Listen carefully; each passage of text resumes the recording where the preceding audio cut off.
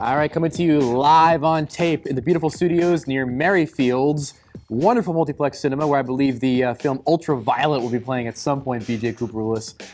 It's the Fairfax Sports Report. My name is Greg Wyshynski of the Connection Newspapers, BJ Cooper Lewis of the Connection Newspapers, and of course the lovely and talented Jeff Graham of the Connection Newspapers. Boys, as you can see by the accoutrements left here on the studio desk, it is the Valentine's Day week show here on the Fairfax Sports Report. And we want to send all our love out to the ladies of Fairfax. Oh, indeed. Including our women. And stand by us in these times of need when we are gone and away from them during this busy sports week. And to all the young ladies of Fairfax, happy Valentine's Day. Happy Valentine's Day. It's almost like Cold Mountain, the way we all go to war on a Wednesday night and for an hour and then come back and have to walk through the snow to get there. And it's important for me to give the Valentine's Day salutation because I am actually the designated heartthrob. Oh. The Justin Timberlake, if is you that will, right? Of the show. So that makes me sort of the Joey Fatone of the show? Hey, I didn't say that. All right, and of course, lovely Lance Bass.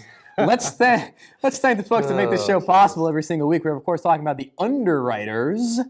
We're talking about people like CCI Screen Printing for all of your screen printing needs, 703-978-0257. And Quality Care Ford Service Center for all of your service center needs, servicing all makes and models, 703-383-6299. Boys, before we get rolling with all kinds of basketball and wrestling action on the show this week, want to hit up some news and notes. First of all, I want to say congratulations to Greg Jones, quarterback of the Robert E. Lee High School football team. For the last 2 years, he'll be signing a letter of intent to play football for Bucknell University. Pretty impressive. Pretty good the move old right Bison there. over there did pretty well in the NCAA tournament last year. One of the toughest kids I know I've ever met to play football. I mean, he is an absolute bulldog at quarterback, so it'll be interesting to see how that works out for him.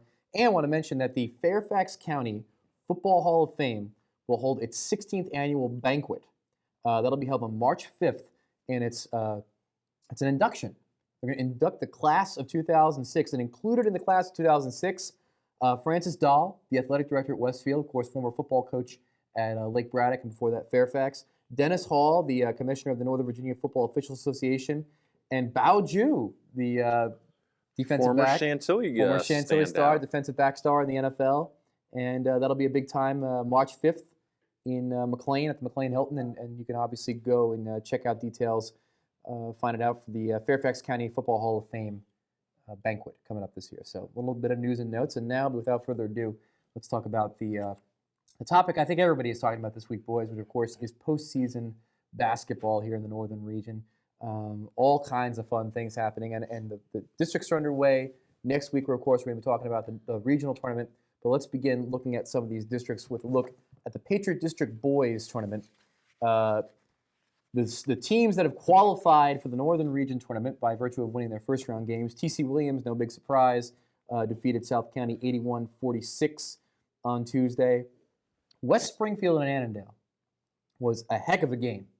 West Springfield was down 8 at the half, and then in the third quarter was down by, at most, I believe, 13 points to Annandale, and then wound up winning that game 52-48 in the fourth quarter. Really kind of coming back. Annandale missed some big shots on their own in the fourth quarter, but Springfield began to finally execute and come through in a big way to earn a game against T.C. Williams in the second round of the tournament. And then the game I'm sure a lot of people are probably still talking about, Lake Braddock defeating West Potomac 48-47 in overtime. Greg Delaney hits a three-point shot, which has been described in some circles as being a half-court shot. I got it from Mark Martino, the Director of Student Activities at Lake Braddock, that it wasn't exactly half-court.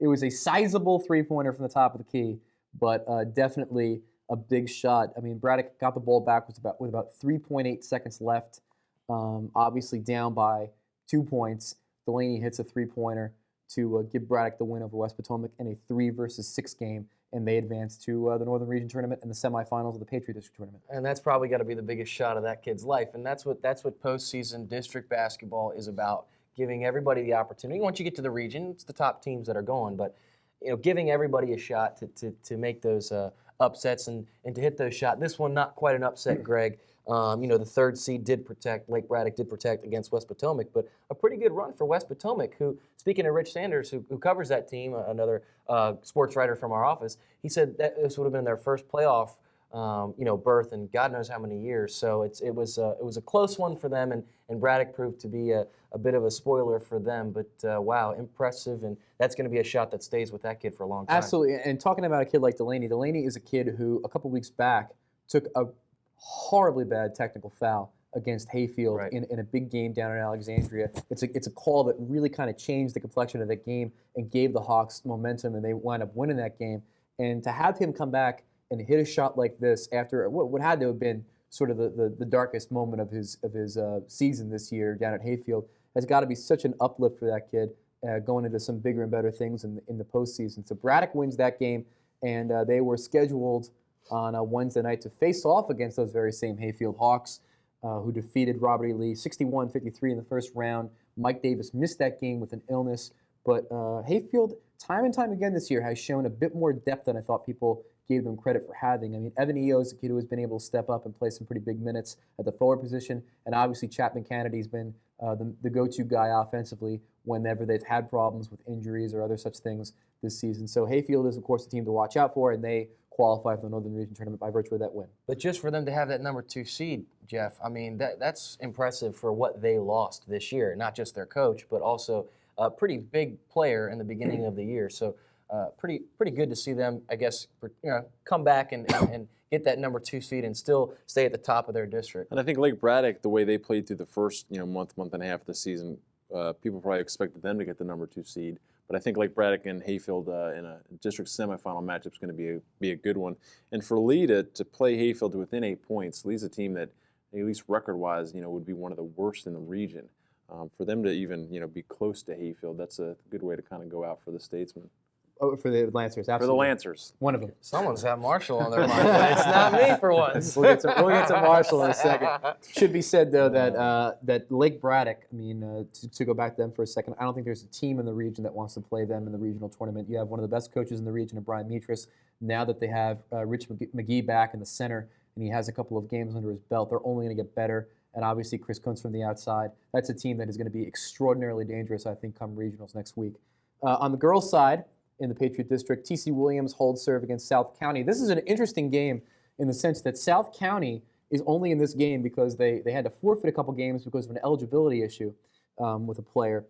They were not the 8th seed coming into this thing about a week ago. Now they became the 8th seed. And actually, that's a much tougher game, in my opinion, for T.C. Williams than they would have had against someone like West Potomac. But they come through in a big way, 86-57, to advance to play Lake Braddock, who eked out a 45-44 victory over Annandale in the first round. And it should be said in this game that Lake Braddock almost blew a 10-point lead in the last minute of the game against Annandale, but Annandale couldn't convert. They had the ball with a chance to win with about 8 seconds left, I believe it was, and they couldn't convert. And Lake Braddock escapes with a 1-point win to play T.C. Williams on Thursday night. On the other side of the girls' bracket, Robert E. Lee, a great story, defeats Hayfield 57-48 to advance to regionals for the first time in quite a while. And Lee is a team that, I say quite a while, but they might have made it in the last couple of years now that I think about it, so I don't want to impugn anybody. But it is a big upset. With my complete lack of knowledge. It's not well, they were the 3 seed, and Hayfield was a 6 seed, but what makes Lee a special team is the fact that they have a number of players that are sophomores or freshmen. And they have really kind of come together. They play great defensive basketball. They've given a lot of better teams a scare this year in situations where you'd figure the pressure might affect the younger players. But Lee comes through with a big win there, and they make it to regionals. And in Thursday night's games, they will draw the West Springfield Spartans, who just completely annihilated West Potomac 54-17. And Springfield is a team that I think could really make some things happen on a regional level. They have the defense. There's no question about that. The question becomes whether or not they're going to have enough scoring. Well, I think, like you were mentioning about T.C. Williams has a young team. You just said Lee has a young team. West Springfield, that's kind of been the knock on them. Why why they may not advance as far as they have in the past is just because of their youth. So if you look at this whole district, youth is kind of the sticking point for a lot of these teams, and it's going to be interesting to see can they overcome that once the tournament progresses a little more. Absolutely. And I mean, in Lake Braddock's case, it's a case where they were able to kind of come back and make the regional tournament after losing Abby Robertson to graduation. So I think kudos to them, beating a tough Annandale team to get into the regionals. I don't know how well they'll fare against TC, I think they're a little bit overmatched in that game, but clearly they'll be playing next week, and that's all you can ask for in They're a 4 a or 5 team game. that won the region title 3 years ago, and I think you and I picked this upset, going into last night's game. So it'll be interesting to see if they can pull off another upset. There you go. Moving on to the Liberty District on the boys' side, really, no big surprises, I don't think there. I think the only question mark was going to be Marshall and Langley playing in a 4-5 game. I know that you thought Langley might have actually had a chance in that game, though. Yeah, I mean, anytime you get to a 4 or 5 game, everybody has a chance. But I mean, those are usually the closest matchups. And Marshall has been a bit manic this year. They have a great record, and they've played their way into a good position of a 4 seed. And it sets up perfectly with that win for a rematch of the Marshall-Madison game that we saw twice this year, Marshall winning both games victoriously. But they've been a bit manic. They've won some games, like the 2 over Madison, and lost some games that maybe they should have won. So it's good to see them progress. I think they're a dangerous team tournament-wise because I was telling you guys today in the office, the Liberty District has the most parity, I believe, out of all districts. Everybody can play each other so closely, and there can be an upset at any time. And it's cliche to say that, but it's the truth when it comes to the boys' Liberty District. And you'll see that Madison Marshall will play each other tomorrow night, Thursday, in what's going to be the 3rd installment of a rivalry game this year, both of which Marshall has won and taken the 4 seed, and Madison has gotten the 1. So that has been Marshall has been Madison's kryptonite this year, and Madison, we got the big win over Jefferson, 60-35.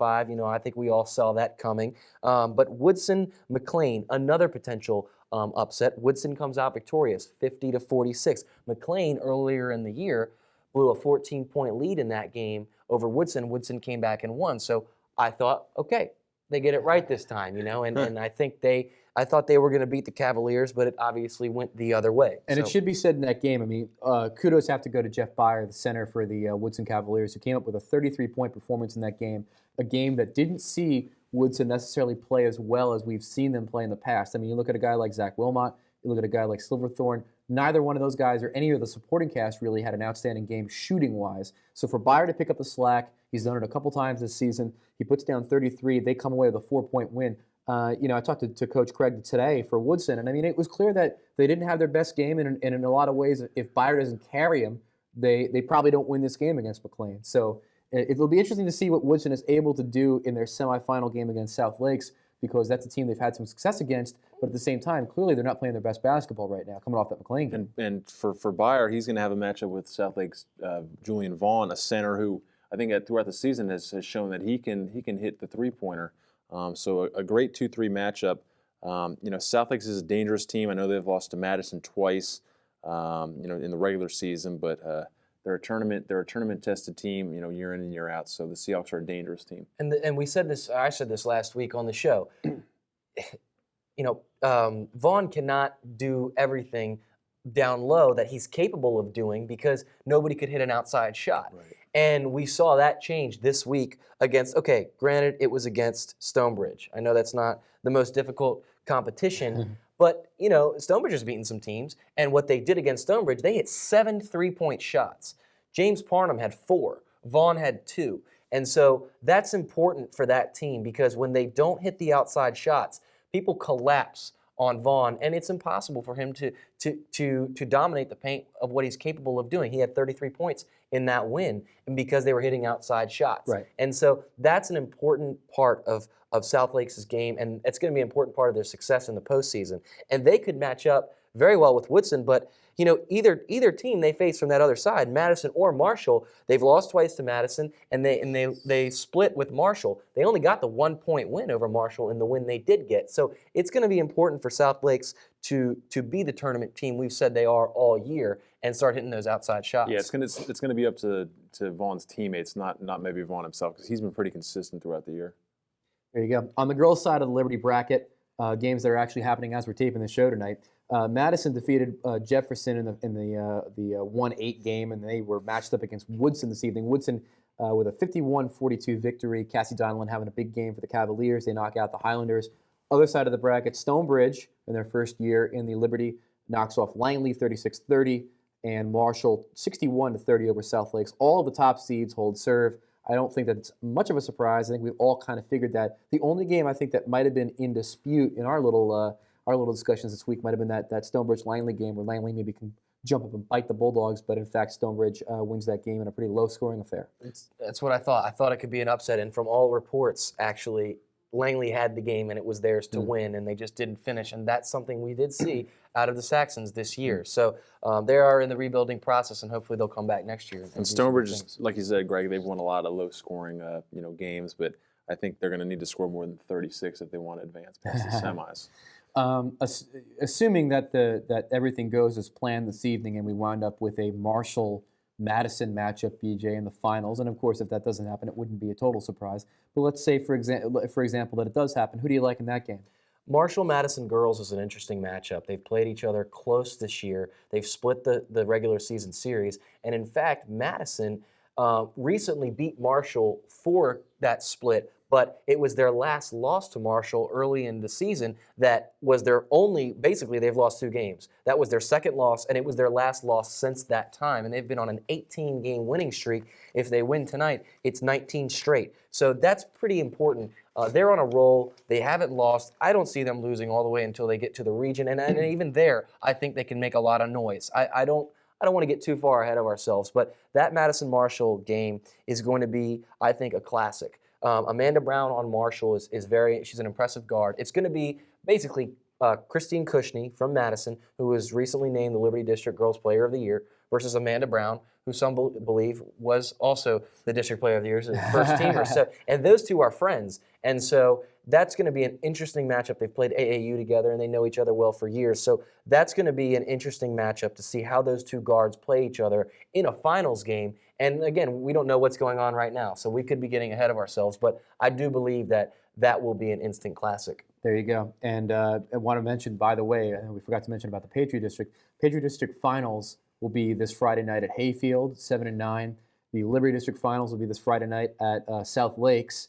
The girls at 6 and the boys at 8. So obviously, if you've done your duty on Valentine's Day, you don't need to be with your sweetheart on Friday night, so you can come out and watch the basketball games, in theory. Now, if you screwed up Valentine's Day, you need to make a little penance. Exactly. You're going to need a little Friday night date. It's true. A little broke back or something.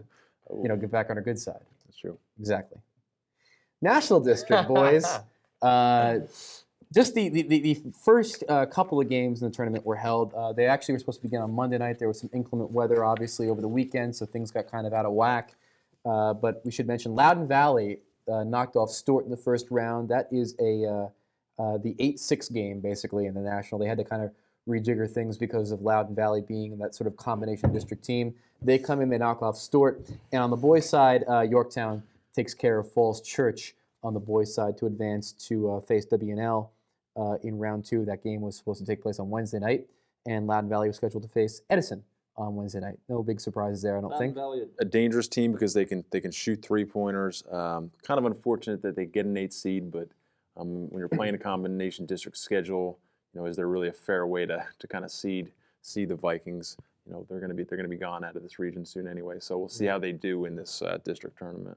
I mean, they're a scary team, and it's scarier when you haven't played a team that has a good record in the Dulles district. Okay, let's say. I mean, it's not the most difficult district, or at least it's not as difficult as some of the ones we've seen. But they've done well there, and they've got some great outside shooters. And Paul Burkhardt, I think he's got like 15 threes or something in the last 3 games. So he's a pretty impressive player, and they're going to be. I think they're going to be a scary team, and I think that lower seed works to their advantage actually in the long run. Stonebridge, a team that actually beat Loudoun Valley recently, so the Vikings can be had. It's just a question of whether a team in the national district's got the talent to beat them. And it should be said that the 1 and 2 seed in the national district, Wakefield the 2, Mount Vernon the 1, actually have to wait until Thursday to play their first tournament games because of this wacky setup with Loudoun Valley being in the district. So obviously it's sort of an odd scheduling quirk for those teams. I don't think they're going to complain too much. It's extra rest. You get to scout these teams, but they don't get right in the thick of things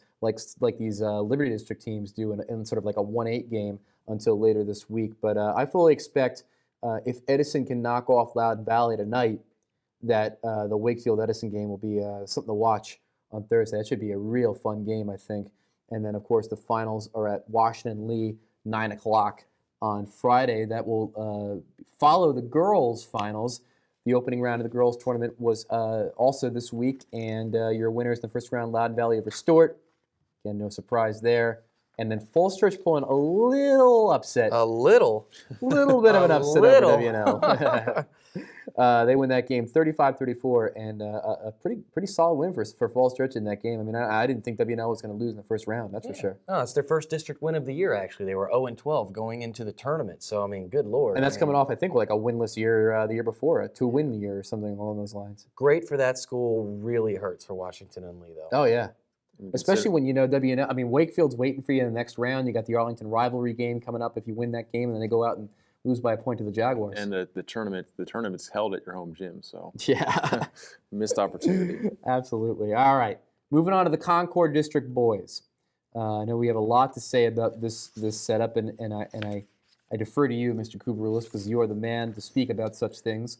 Anything surprise you in the opening round of the Concord District basketball tournament on the boys' side? When we were picking our games yesterday in the office, we did a little, we wanted to kind of test our knowledge and see who, what, where, what upsets we thought we'd see. And I did not see the Chantilly upset coming. Jeff, you had a chance to be at that game, and wow. Tell us a little bit about what you saw. A virtual, you never want to call a kid in high school a no-name, but a kid who hasn't really put himself in a position to be known goes off for 30 points. Anthony Turner had 3 points at halftime, and about midway through the third, Chantilly was losing this game by 16 points. But Turner finishes with 30 points, 27 after halftime. The game went into overtime. He scored 4 in overtime, finishes with 30 points, and Ben Wheeler had 24 points. The Chargers, this is a team that in late January, they had 8 players suspended for 3 games for breaking a school policy. They lost 1 starter, former starter last week, to breaking another school policy, and their point guard, Jason Villeneuve, who moved to the area in the beginning of the year and was a first-year starter for them as a senior. He just decides to move back to New York, when Chantilly is going into its last regular season game against Westfield. So Jim Smith, at the end of last week, he was probably feeling a bit defeated, but he said after this win, he said, we had a good practice on Saturday, a good practice on Monday. We had a good walkthrough before the game, so we didn't have any distractions. Whereas through the last second half of the season, it seemed like somebody was either in trouble or he was having to clean up a lot of messes. So I mean, a good win for them. Oakton, it was hard because they were at their home gym. They had a 16-point lead, but Chantilly's crowd really kind of kept them in it. It was almost like a home game for the Chargers. They had that many fans there coming out and supporting them. So. I mean, for Turner, he said it was a career game, and now Chantilly has made 11 straight tournament appearances. So, I mean, just a good win for the Chargers to keep that streak alive. Props to Jim Smith for getting that team into the tournament. That, I mean, with what they've been through this year, you've got to respect that. Chantilly won in overtime. We should mention 80-73. So, and on the other side of it, Greg, Fairfax is going to face Westfield tomorrow night after Fairfax defeated Centerville 68-64, and Westfield knocks off Robinson quite easily 75-54. You like Fairfax? I think Fairfax has a fighting chance in that game only because I think that they're getting their pieces to fit now that Joey Shoemaker's back from injury.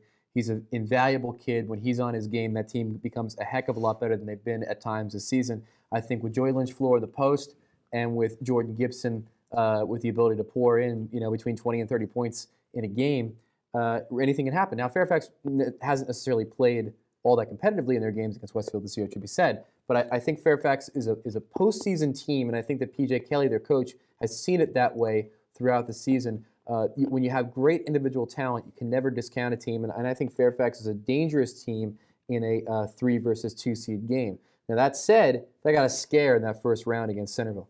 I'm surprised the score was as close as it was, 68-64.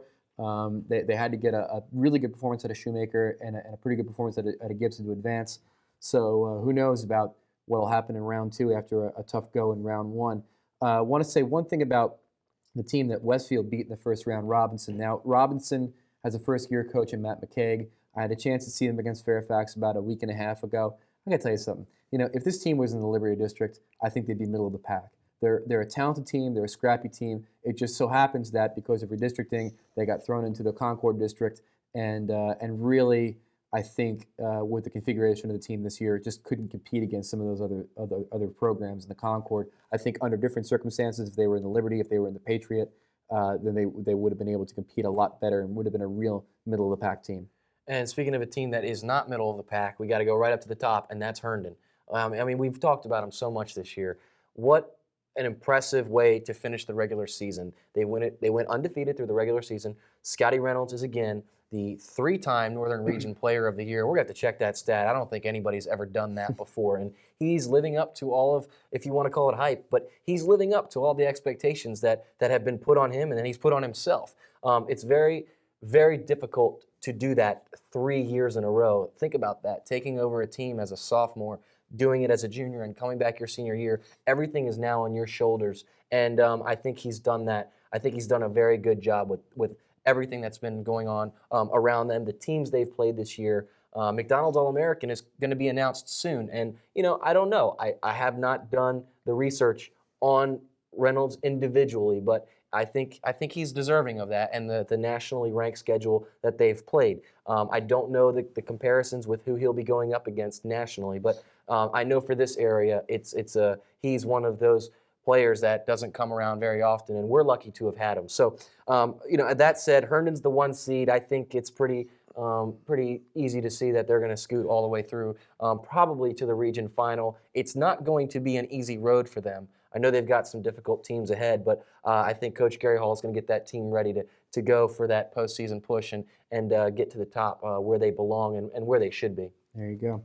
Over on the girls' side of the bracket, Westfield and Robinson scheduled to play this evening. Westfield defeating Fairfax in the first round, 50-31. Robinson taking care of Chantilly in the 3-6 game by the score of 48-36. Sam Jones with a big game for the Robinson Rams, who advanced to regionals along with Westfield. And then on the other side of the bracket, you've got Centerville in a game that you and I, Mr. Graham, correctly prognosticated as an upset, taking care of the Herndon Hornets in a 5-beating 4 game, 56-45.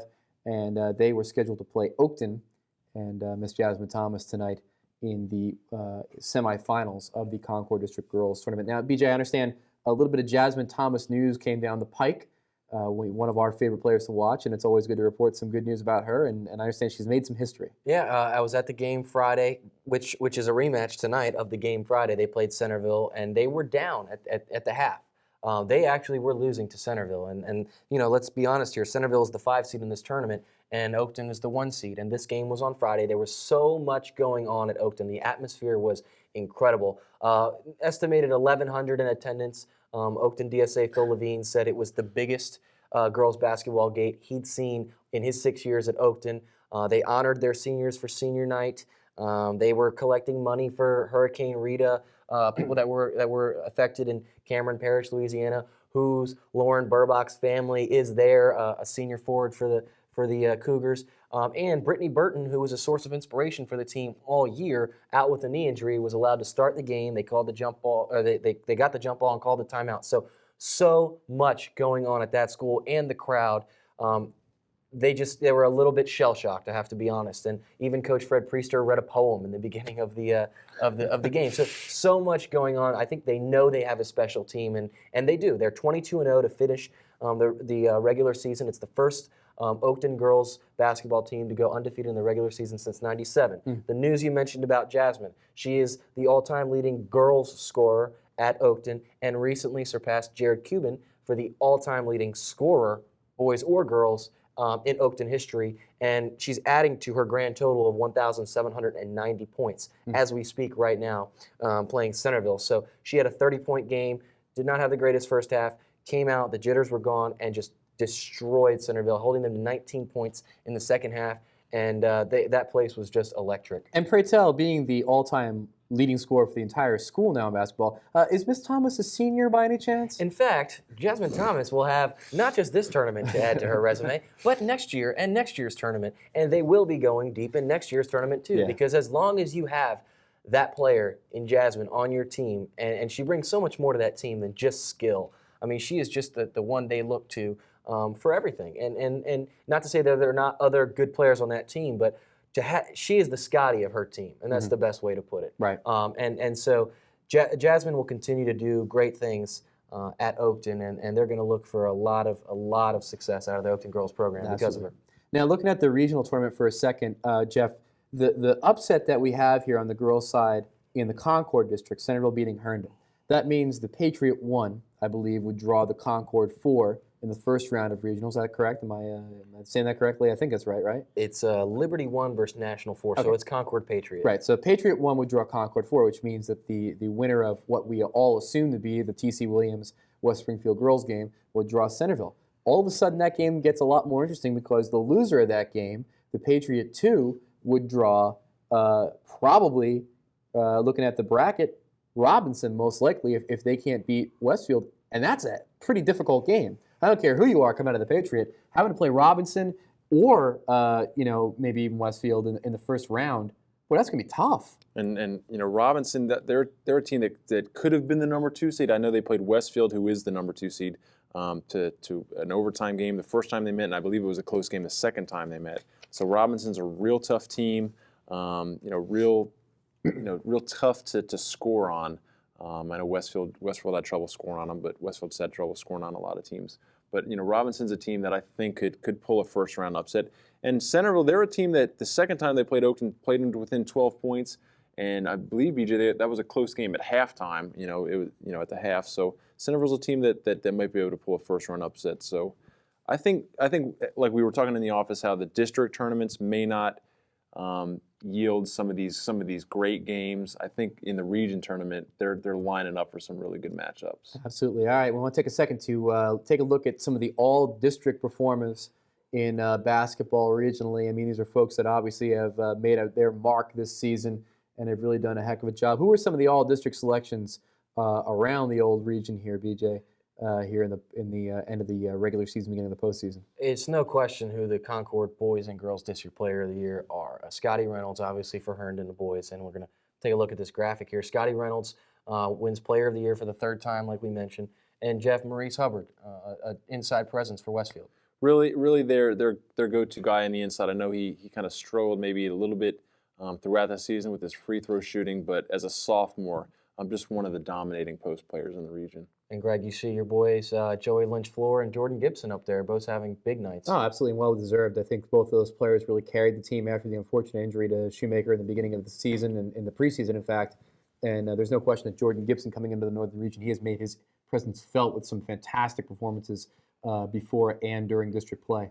It's good to see Larry Benyon up there and getting it done for Herndon. He was kind of one of the guys that they were going to call upon this year to step up his game. And I talked to Coach Hall at the beginning of the year, and it was their success was obviously going to rely on Scotty, but they needed some other guys to step up, and Larry has been a bit of an inside presence. We saw Farrell Johns from Westfield and Justin Epperson rounding out the first team, all Concord district there for the boys. And then taking a look at some of the other folks that were honored here in the postseason, looking, of course, at the girls of the Concord district. Jasmine Thomas, no surprise, Player of the Year. Sam Jones, well-deserved from Robinson. And Amanda O'Neill, if you haven't seen her play, quite an impressive player for Westfield. No question about that. That Dahl last name looks pretty familiar over there at Westfield, Jeff. It is. It's actually spelled D-A-L-L, but let's hope that that AD over there doesn't give us a hard time. But Renee Watson, a terrific player for Centerville on their post. Amanda O'Neill, who actually made the switch from point guard, actually 2-point guard this season for the Bulldogs, did a really good job. And Caitlin Henry was one of the Rams' top players this year. Taking a look at the Liberty District postseason honors on the boys' side, really no surprises. I mean, it's basically like an all-star team, with some of those names. Jeff Byer, I think, was a well-deserved selection, and you got to give him credit. I mean, this is a kid who's playing in a district with some pretty good big men, you have to say, and guys like Vaughn and Ogolo. Yeah, you see Julian Vaughn, no question, he belongs there. Jonathan Ogolo has really stepped it up in the second half of the season after starting hurt. Daniel Dixon, a Marshall guy up there that definitely deserves it. One of the nice better haircuts. guards. Yeah, and he does some crazy haircuts over there, and he's really backed himself up this year. Tarek Amori from McLean, kind of a young prodigy, only a sophomore, has relatives that play professional basketball overseas, and you can see some of that in him, some of that potential. He looks like he's going to grow a bit more, and obviously Zach Wilmot. We do want to mention that the Liberty District Boys Player of the Year is Warren Edney. of Madison. Edney is a guy that not only was he the offensive player of the year, he was also the defensive player of the year, and that is something rare. You don't see somebody do it that well on both sides of the court, and usually it's, oh, you're the offensive player of the year and you maybe slack a little bit on the D, but this kid's got a complete package, and he's going to be a name that we'll probably hear about for a long time. Absolutely. And on the girls' side of the Liberty District, we should mention the following folks made the cut there. You see Amanda Brown from Marshall, a great player. Cassie Donald of Woodson, basically one of their leading scorers all year.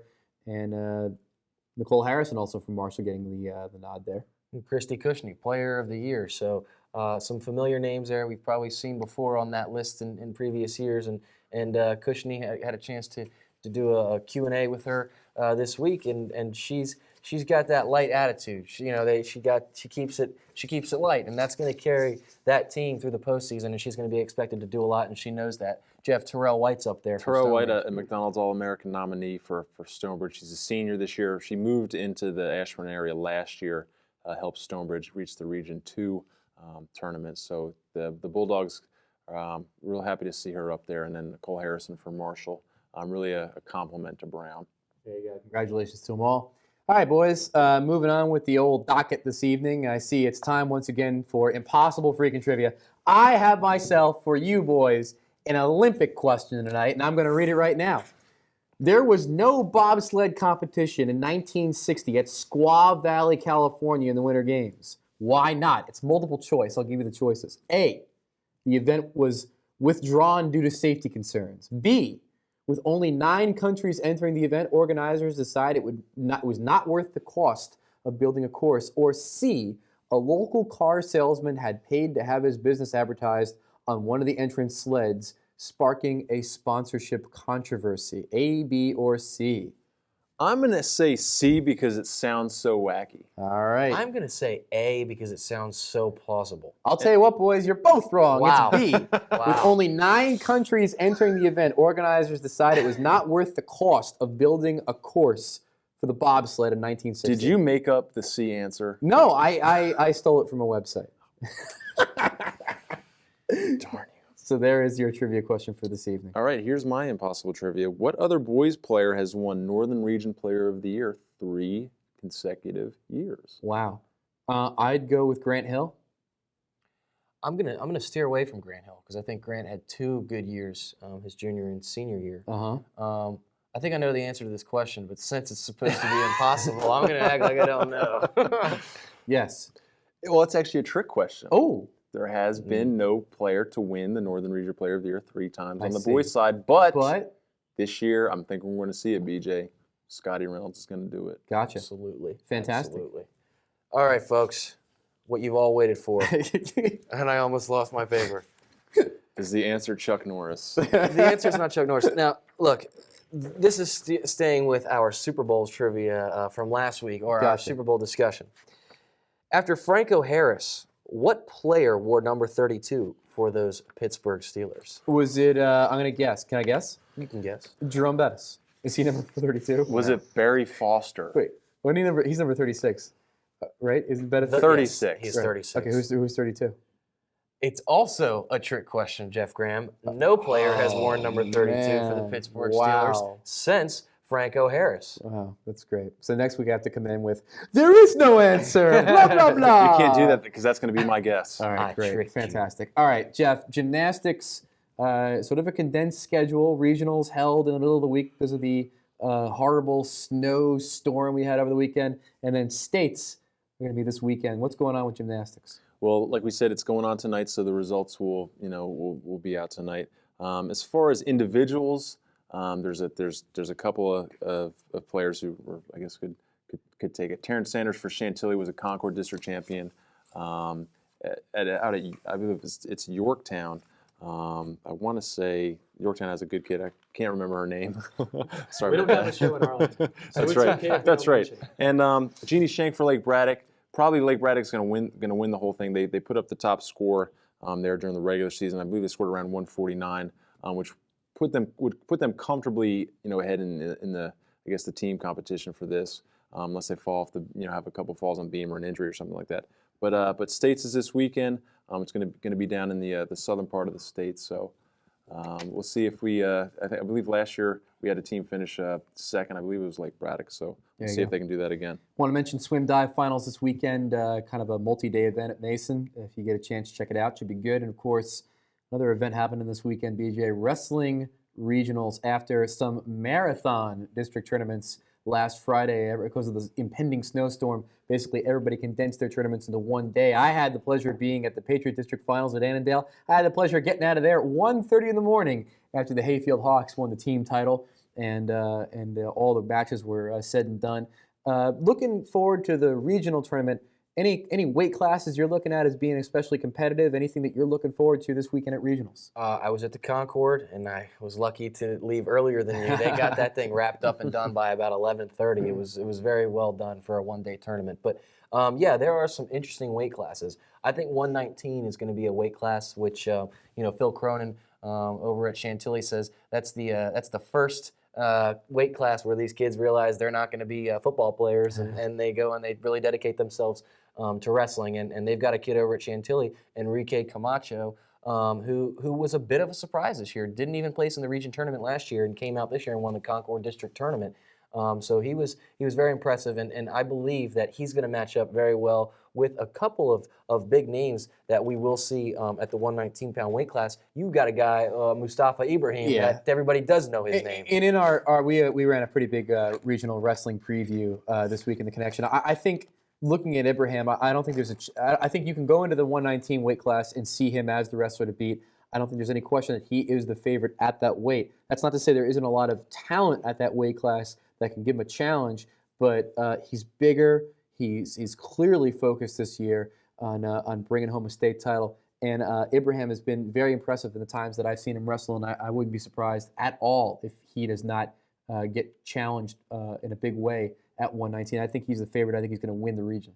3 names to mention on his side of the bracket. Camacho kind of gets the lighter side of the bracket, but 3 guys in his side of the bracket. Robinson's Matthew Aferio. We've also got Tyler Hutchins from Westfield, and kind of a shocker. Not a lot of guys know this name, but Sam Mencarini is a guy from Marshall that has done very well this year. So that's going to be an interesting weight class. What weight class do you find interesting? I'll go one back from you. 112 to me is probably one of the deepest and most talented weight classes I think in the region. You're talking about Kevin Canto from Langley, the Liberty champion, Alex Stone from Fairfax, the Concord champion, Danny McCluskey from West Springfield, a former champion. He was the Patriot champion at 112, and then Jared Takasi from Edison. But then you go beyond the district champions. You get a kid like Stephen Velasquez from Marshall, incredibly talented kid, and a kid like Brett Sposa from Westfield. I think from top to bottom, that's the most talented the most talented weight class, rather. And I wouldn't be surprised if you didn't see one of those district champions make the finals, that you do see a kid like Velasquez or Sposa pull a couple surprises and wind up being in the finals against one of those district champions. Westfield's got a lot of talented kids in the lower level classes, and I think that's what helped them, win the Concord District team title over Robinson. I think 189 is a great class. Mike Waters from Centerville and Calvin Cardio from Hayfield have been 1 and 2, throughout the year. And Waters is undefeated right now. Colin Miller, a heavyweight at Centerville, also undefeated. Combined, they have 100 wins, 0 losses this season. So I think Waters is really looking at another chance to get Cardio because last year they met in the region tournament and Cardio won. So there's some revenge on his side. Yeah, absolutely. I would want to mention the best match that I saw at the Patriot Finals was a battle at 215 between a kid by the name of Jake Hayslip and a kid by the name of Pat Finch from Lee. Hayslip from Braddock. Those two went tooth and nail, and Hayslip pulled out the victory right at the end with a quick score for 2. And those 2 guys are at 215, along with P.J. Mosher from Herndon and Tim Goodsell from McLean. And that should be a pretty competitive division as well. A quick story from the Concord District Tournament. Adam Fitterer is a guy from Fairfax High School that was out for the past 5 weeks after tearing his shoulder from his sternum, the ligament that connects that. It was a pretty vicious injury, actually, and had to forfeit or lost that match that he was injured in by default. So it's his only loss of the year. He was 21-1, and he came in as a lower seed in the district tournament and came all the way out on top of the podium at the end. And so he wrestled injured and is going to do a little bit of that, obviously, in the region tournament. So it's going to be good to watch him come back. And Coach Mitch Sutterfield over there said he was impressed that he really hadn't lost anything. You take 5 weeks off of wrestling, you're going to lose something. And it was impressive to see him come back and get that victory and put himself in a good position, one of the top seeds of the region tournament. And you mentioned 140. I think 140 is another one of these weight classes where you do have a lot of incredibly talented elite wrestlers that are kind of bunched up being district champions in the same weight class. Fitterer, Mike Rushing from Lee, Ricky Saxton from Mount Vernon, all those guys are at 140. And currently, from the bracket I saw at least, Saxton and Rushing are bracketed to meet in the semifinals, which means that Fitterer could wrestle through to the finals and meet one of those guys. But it's always a shame. I mean, we were talking about it at the office this week. It's always a shame. It's always that one weight class where there are 3 guys who really strike you as being potential guys that can run through the state and make a good run at a state title. And there's always 2 of them that have to meet in the semifinals. And it's always a shame, but I mean, that's the way it breaks. And unfortunately for Rushing and Saxton, it breaks this way for them. They're going to have to go through each other to get to the finals of the regional tournament. Seeding really, plays into a big factor. I know, a kid from Stonebridge that came over, Kyle Jones. He was on the football team, that went to the state playoffs. Really got kind of a late start, then had to cut some weight down. And in the Liberty District tournament, here's a kid that finished in top 5 states at the AA level last year, and he was wrestling against the top seed in the Liberty District and was defeated and ended up finishing 4th or 5th. So, if you can get a 1 or a 2 seed, that's where it is. And if you deal with an injury like Fitterer did, a lot of times you aren't able to overcome the poor seeding or the injury. Speaking of good seeding, Lee Karsten, 152-pounder from Robinson, pinned every one of his opponents in the Concord District tournament and won the championship and tied for the fastest pin at that tournament, 33-second pin. He's something else, and I think he's obviously one of the top seeds going into the tournament, so he's going to be one of those guys. I think he may have 52.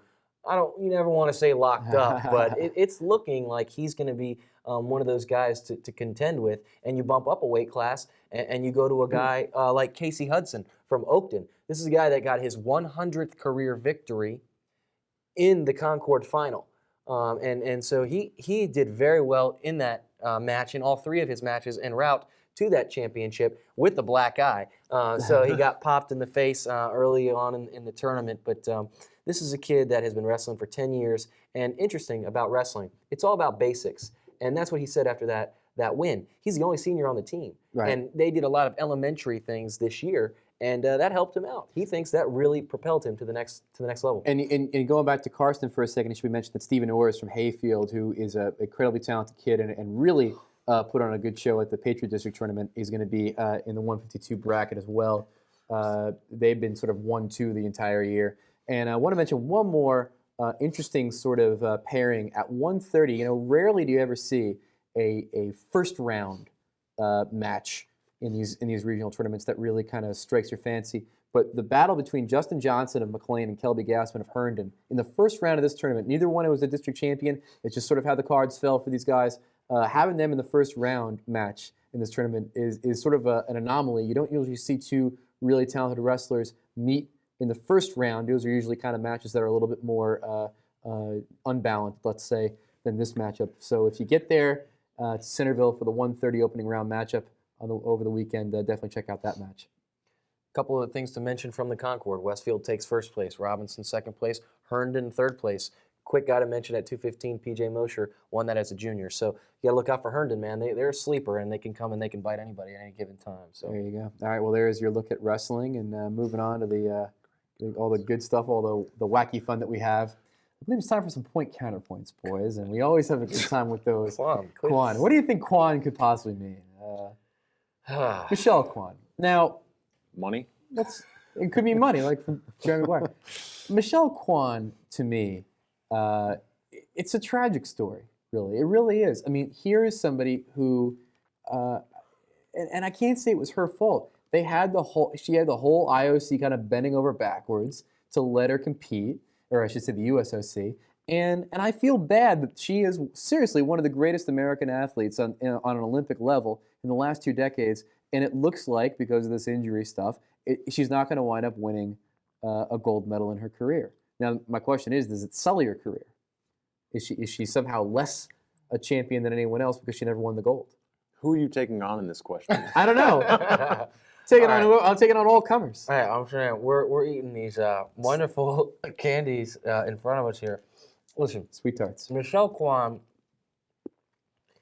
I'm gonna tell you something. No, because maybe it doesn't sully her career, but this is possibly your last Olympics. I know you have a growing pull, tear. What do you want to call it? Suck it up, man. Get out there and go for your last Olympic opportunity to win a gold. I mean, I don't know what went into that decision, other than taking one for the team, but that's not really the reason. I think a lot of it would be maybe she gets to the Olympics, doesn't do well, and then you don't hate her, but you say, oh, she couldn't handle it, and then afterwards she tells you she was injured. There's a lot of rhetoric to that, and maybe people resent her for getting there so many times, not winning. This way she takes herself out, says, I'm too injured. We feel so sorry for you. We love Kwan. I'll tell you something though, man. Figure skating is a thankless sport if you don't win. It's not a sport. Well, why is it not a sport? It's an exhibition. How is it an exhibition? Are we going to have this conversation? Yeah, we should have a conversation right now. DJ, that counts as 2 losses. You clearly stepped your foot in a mud hole that needs to be explained. Why is it not a sport? How is it an exhibition? It's a performance. It's a performance? It is a performance. So is gymnastics not a sport? You're going to look at someone come on. You're gonna I'm not going to upset the good people. You already did. You already did. All right. It's being judged and it's a performance. I find that different. I'm not saying it's not as hard to do. Yeah. I'm not saying it's not as hard to practice for. I'm just saying I think it's a bit different than some of the more traditional sports, and my fiance will kill me because she's a gymnast. Well, riddle me this, Batman. Is boxing a sport? 100%. Why? It's judged. Absolutely. It's judged. I have no correct answer to that question. You lost. Here's the problem. Here's my problem with figure skating, right? Here's the thing. You get through the Olympics, right? And then you say you win the gold, you don't win the gold. What's the next step? You go on the Campbell's Soup Tour with Boitano for a few years. Then what's the next step? Either you become a boxer like Tanya Harding, or you're skating around with Dave Coulier on the Fox channel. What kind of career is that? It's thankless is what it is, right? You're going to tell me that boxing and skating with celebrities is the same Here we thing? go. Well, hey, why don't you just throw dancing with celebrities in there? Master P is now this amazing athlete. For you holding up boxing to some standard, don't forget it was only a couple years ago that Horseshack was fighting Screech. That's right. That's all I'm saying. I really forgot about that. And Refrigerator Bear was fighting the new bowl. Oh, jeez. Gilbert Arenas. Does he belong in the All-Star game? As a replacement, sure he made it because someone else was injured, but he wasn't voted on. Well, he was like a special consideration guy. Yeah. Wasn't good enough to make it on the first ballot. Right. In other words. Jason Kidd didn't make it, either. So I don't know. The commissioner put Gilbert Arenas on that team. Yeah. Because he belongs on that team, and the stupid fans who didn't vote for him to put him on the team are stupid, and they like their Yao Mings. And I don't like the fact that guys who were injured for 90% of the season get voted on, like Tracy McGrady or I Yao agree Ming. with that. I agree with that. Think about the fact that we're going to watch an All-Star game soon. Carmelo Anthony is not going to be in the All-Star game. Gilbert Arenas is going to be in the All-Star game. Shouldn't the All-Star game be about stars? Shouldn't it be about the best, biggest names in basketball making it happen? No? Am I wrong on that? I think you're right to a certain extent, but I think once you start taking away the sport aspect of it, it turns into something like skating with celebrities, where they just put their best names out there and tell them to go have a good time. All right. And it's getting to that point. Fair enough. And the last point counterpoint of the evening, Steve Martin, funny or unfunny? I will say funny because I think that the man continues to be funny even when the material he's given is not. What has he done in the last 10 years? Oh, boy. Here it is. Is it his fault that Cheaper by the Dozen Did Parenthood 7 go straight to video? Did Well, you're looking at the Pink Panther movie. My theory on that is they tried to make that Pink thing Panther is a... They tried to make it look as bad as possible, so when the critics would see it, they're like, it's not that bad. That's my theory on it, at least. Because there's no reason to remake it. But that doesn't change the fact that Steve Martin is funny. Now, Robin Williams, unfunny. He got unfunny. Hold on. What? He got unfunny. Billy Crystal, he got unfunny. Steve Martin remains funny even though he's not making good movies anymore. That's the difference. I don't understand how we can be such good friends but feel so passionately different about About what? About Robin Williams everything in can. life. Robin Williams is. Robin Williams is drop dead hilarious, man. Oh. Okay, I'm sorry he didn't get the role in Daddy Daycare to play alongside of Eddie Murphy. Oh, now you're bringing up okay? Eddie. Huh? But come Is that on, how it man. works? Speaking of unfunny, if you want to go unfunny, you can just call up Eddie. Well, you didn't dig on 'Cause you Pluto. need Charlie Murphy. You didn't dig on Pluto Nash. Now, I'll agree, Eddie Golden Murphy is Child. unfunny. But Eddie Murphy is unfunny because he's choosing movies that don't play to his strengths. Steve Martin has been playing the same role from Parenthood in every movie he's made in the last 10 years, whether it's Father of the Bride or Cheaper by the Dozen or Father of the Dozen or Cheaper by the Bride. Doesn't matter. Same guy. All right. Coming up on the Fairfax Sports Network, there's a number of programs that we need to alert you about, including the game of the week, the Concord District Basketball Boys and Girls Finals. Saturday is 11, Sunday at 8 on Cox, Comcast, Verizon, Channel 10. That should be a fantastic game. At least it'll be a chance to watch some fantastic individual talent, no question about that. Also, remember to visit us on the web. www.fairfaxsportsnetwork.com. You can catch all of our bios. You can catch all kinds of photo galleries and all kinds of the tomfoolery that you can't necessarily see on the show. CC Ice Cream Printing, thank you for underwriting us this evening, 703-978-0257.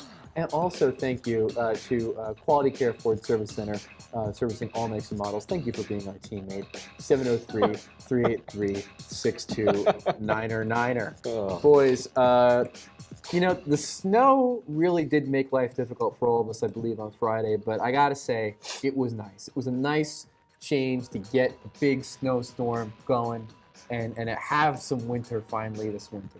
You know what I mean? It was good to chuck a snowball again. Oh, was it? 2006. Did you chuck one at your fiance or No, just at the no. wall? Or Just at the wall. you didn't do a little Dumb and Dumber action where No, you no, hit her in the face with a she would have snowball? pummeled me. She would have pummeled me. I landed a classic snowball right in this girl's face, actually, leaving the diner. Perfect lob. The diner? Greek diner? Come on, what? Because I'm Greek? I gotta go All to a right. Greek diner. I did go Well, to a all Greek right, restaurant though fine. last night. You for did. You went to a Valentine's Greek Day. restaurant for Valentine's Day. Yes. And I went to an Asian Pacific restaurant because I'm Ukrainian. I was at Oakton watching a basketball game. So, Philovine, I love you. Absolutely.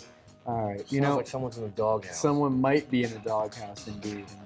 But you did celebrate Valentine's Day before that, though, right? Yeah, there was a birthday that happened last week, so it was that- kind of a combo meal. That's a combo meal, like number 3. Biggest sized. Biggest. Well, we didn't need to go there. But quite frankly, how much can you? Quite frankly, do you what are want? Stephen I A. know, Smith Stephen A. now? Smith. Do you want to mention how much you dropped last night on dinner? I'll mention. A good $70, man. Really? It wasn't bad. You know how much? You know how much I Week. spent? $700. Yeah, I right. did. We bought the big bottle of wine. Thanks for watching the Fairfax Sports Report, everybody, and please join us next week for more hijinks, including regional basketball wrap-ups, some wrestling wrap-up and wrestling preview, swim dive wrap-up, boys, Gymnastics. wrap-up, and then eventually we're going to start talking about those spring sports, a little baseball, a little lacrosse, a little soccer, tennis, boys and girls, all kinds of good stuff. I'm excited. Chess team. I can see. I have a sweet part.